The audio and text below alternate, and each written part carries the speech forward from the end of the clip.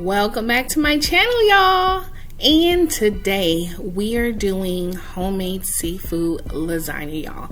And this lasagna is so decadent and rich. I'm talking about rich, y'all.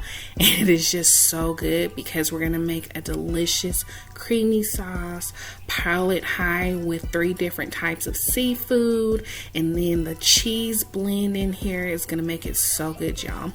And this will be under my playlist. Make sure you check them out. But let's get into the recipe.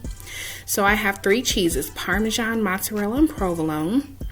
And I also have some butter and an egg, garlic, cream cheese, onion, ricotta, and then some heavy whipping cream, grated parmesan, cream of mushroom, roasted garlic, white powder, onion powder, and then I have Creole and Old Bay seasoning, some half and half, minced garlic, and some chicken broth. And then I have some flat leaf spinach that we're going to use, and then some oven ready lasagna sheets, olive oil, of course, it's so good, y'all. And then for my seafood, I'm going to do some bay scallops and then some imitation crab. So this is going to give it some color, and some raw shrimp. So first off, we're gonna warm up our seafood. Garlic, y'all. I'm out of order.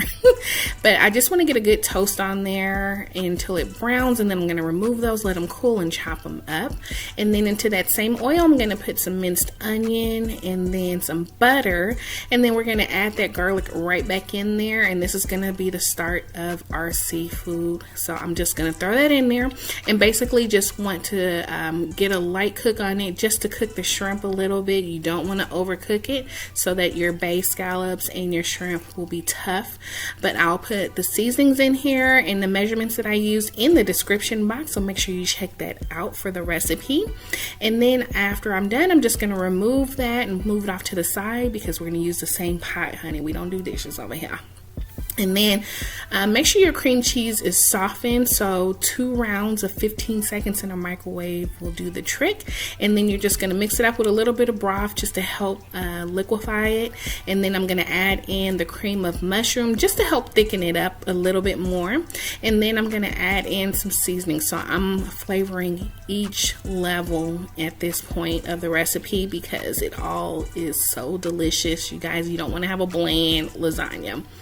So I'm going to put in the heavy cream, and it is super rich, y'all. I told y'all. But what I'm going to also do is add in a little bit of broth to break it up.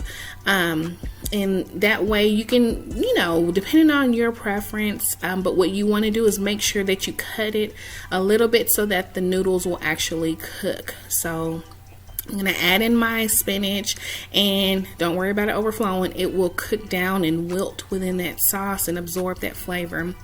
So on the ricotta, I'm not a super huge ricotta fan. I will put very little, not a whole layer.